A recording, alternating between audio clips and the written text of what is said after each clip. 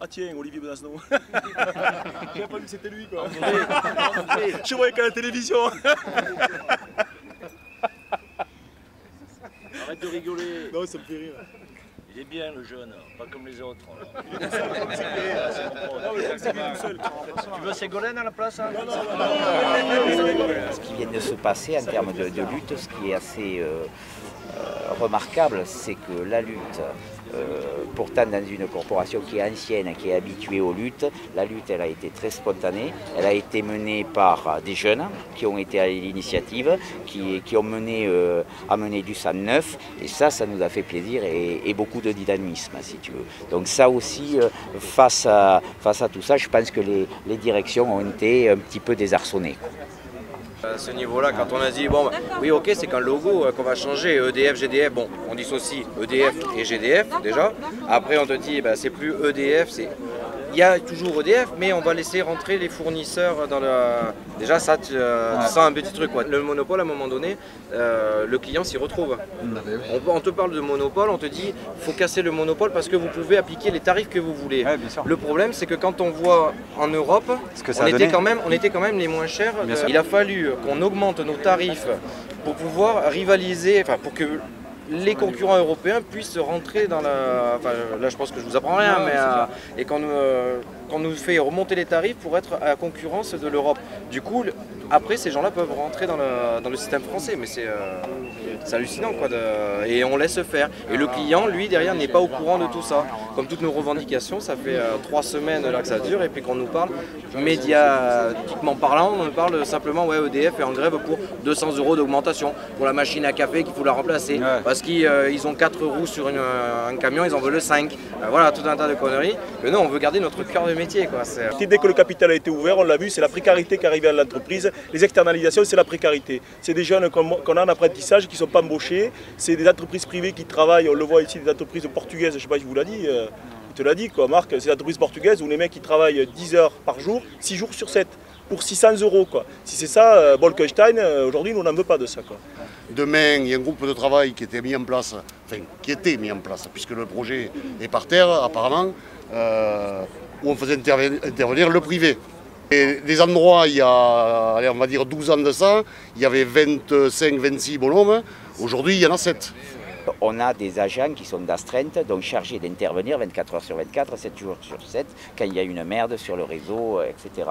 Donc ce qu'on a gagné, c'est que pour les agents qui sont astreints, qui font ce boulot-là, c'est que chaque fois qu'il y aura un agent qui partira à la retraite, qui fait ce boulot-là, il sera obligatoirement remplacé. On ne perd pas d'emploi et en plus c'est une activité qui nous structure en termes de services publics sur le territoire. Bah, écoute, il y a le moral quoi quand même. Ouais. Il y a le moral.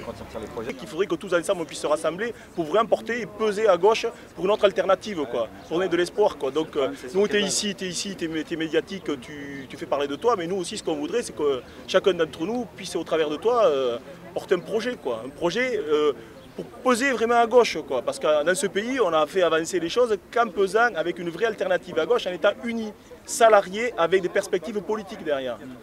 Donc hier, il y avait le Front de gauche qui était à Toulouse, moi je me suis satisfait, quoi. Et ce qui serait bien, c'est que vous puissiez, vous aussi, l'NPA, participer et faire évoluer les choses. C'est vrai que là, si tu prends l'exemple des services publics, c'est un putain de bon exemple. Ah mais oui, c'est un putain de bon exemple, parce que si tu veux, moi, l'unité avec une perspective politique derrière, il n'y a pas de problème. Mais si c'est l'unité avec la gauche qui se retrouve au gouvernement pour privatiser Air France et puis libéraliser... Non, c'est clair. On nous l'a déjà fait. Hein. Le mot monopole public, c'est un tabou pour beaucoup à gauche. Pour beaucoup.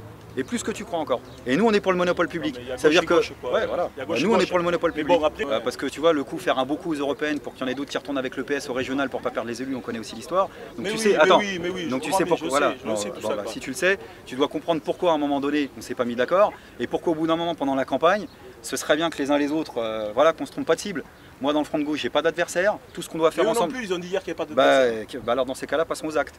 Et passons aux actes quand on voit ce qui est en train de se passer sur le service public, plutôt que de s'envoyer des trucs et des machins parce qu'on n'a pas réussi à se mettre d'accord sur telle ou telle liste, faisons tout ce qu'on peut faire ensemble pour que les mobilisations elles trouvent déjà un débouché politique. Et je peux dire que du boulot il y en a à faire. Non, mais hier, et attends, je termine. Par exemple tu vois sur les boîtes, nous on a fait la proposition aussi bête que ça. c'est qu'avec ceux qui sont prêts à gauche, si le PS n'est pas prêt à le faire, c'est pas grave. Il y a des militants du PS qui sont prêts à le faire. Mais attends, ouais, je sais, mais je parle au niveau des responsables. Jacques, écoute le monsieur. Voilà, c'est que voilà, demain, s'ils veulent, on leur a fait la proposition 10 fois de suite. Avec Jean-Luc Mélenchon, Marie-Georges Buffet, Arlette Laguillet, moi-même, on aille soutenir les Caterpillar, qu'on aille soutenir les Molex. Ça c'est bien. Ouais, mais ils sont pas d'accord pour l'instant. Donc tu leur poseras la question. Ouais, juste un truc localement, parce que moi c'est pas au niveau national, mais c'est au niveau local. Rencontrer le Front de gauche, PC pour aller dire PSG entre autres.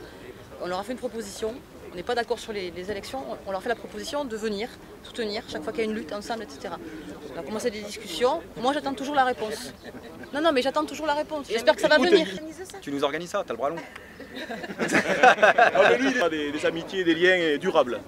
Il y a des chances. Durable alors. Vraiment durable. Enlève-y Vraiment durable. Fais gaffe, tu commences à être d'accord avec nous.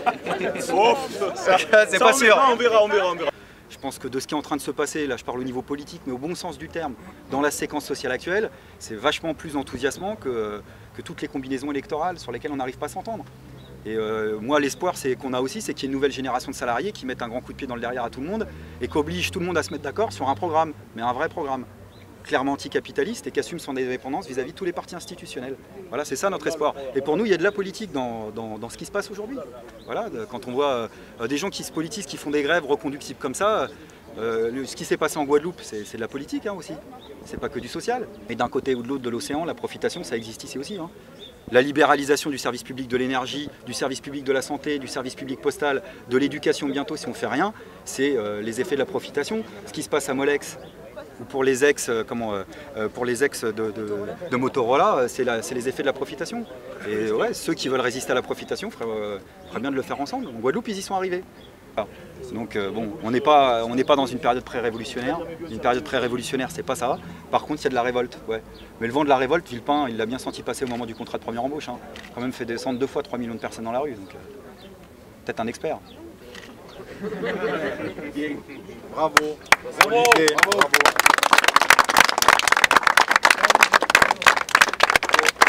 Alors pour la venue d'Olivier Besancenot, notre chanson de lutte pendant ce mois, c'était une chanson spéciale et on va te la mettre parce que moi je suis fier de toi. Alors fais péter Piranha. Voilà. C'est pas très politique mais enfin ça nous a permis de bien tenir.